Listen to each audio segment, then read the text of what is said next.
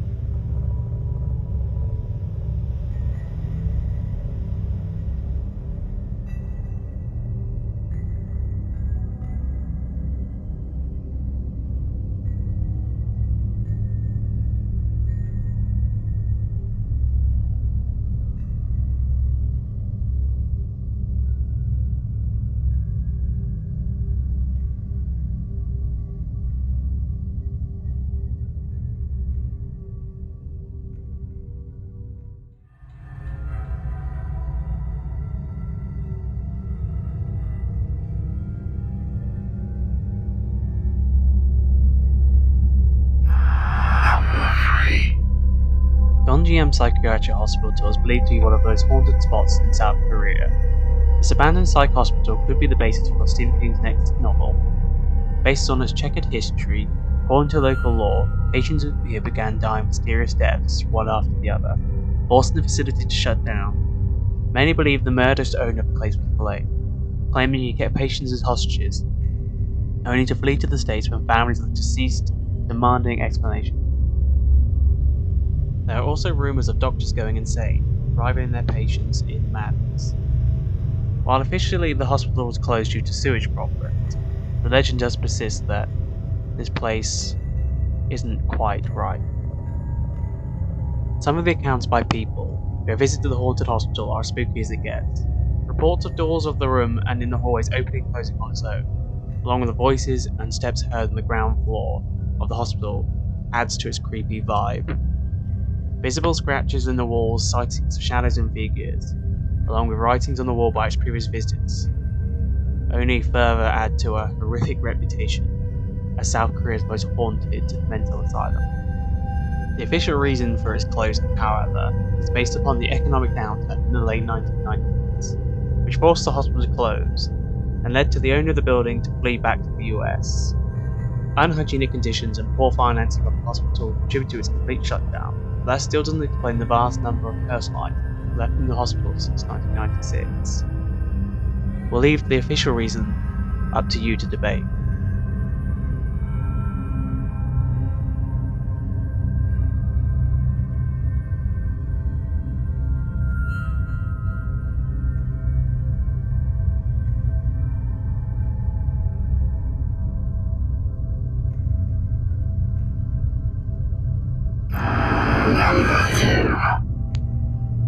Danvers Lunatic Asylum was opened in 1878 to house mentally unstable criminals. Thanks to the addition of the mentally handicapped, alcoholic, and plain old felon, it became so severely understaffed by the 1930s that patient deaths were often not discovered until days later. Shock therapy and lobotomies were standard procedures. In fact, some called Danvers the birthplace of the prefrontal lobotomy, but a large cemetery on staff, said to be haunted by evil spirits, suggests these are not always successful. The sinister, castle-like building is said to have inspired H.P. Lovecraft's Arkham Sanitarium. To make matters worse, the asylum is built on Old Salem Village, which has its own horrific past due to the Salem witch trials. People have gone to the hospital when it was already abandoned, have stated hearing disembodied voices, wails, and patients asking for help and attention. Apparitions of former patients have been seen, and there is a very eerie atmosphere in the grounds too. The building itself was always guarded to stop avid ghost hunters from entering, and only one group to this day has ever been granted access to it at night.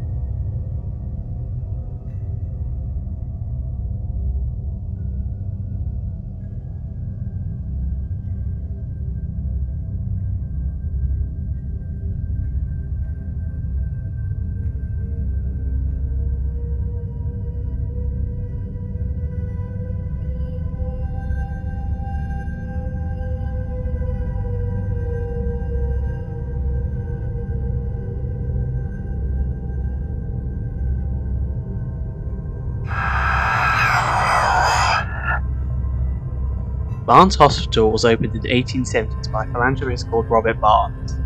He was concerned about the health of thousands of factory workers who lived in squalor and worked in dangerous environments. The hospital was later used as a place to treat soldiers during World War II, and as such, unfortunately, has seen plenty of death. Finally, in 1999, the hospital closed. It has been abandoned ever since. Those brave enough to enter Barnes Hospital often hear moans, banging, and doors slamming shut. A little more recently, watchmen were employed to stop vandalism and keep the local children out.